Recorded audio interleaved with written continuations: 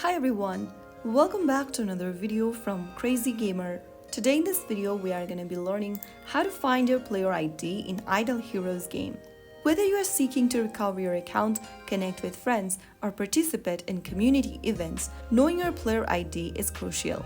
First of all, launch open Idle Heroes on your device, and once you're logged into the account, tap on your hero's avatar located at the top left corner. From here, you will see your player info section. Right underneath your player's name, you will see your player ID.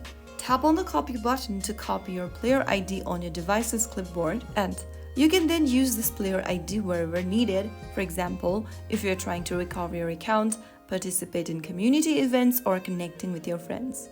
So that's how you can easily find out your player ID in Idle Heroes. If you found the video helpful, don't forget to like, share, and subscribe to the channel. I will be back again in the next video. Thank you for watching.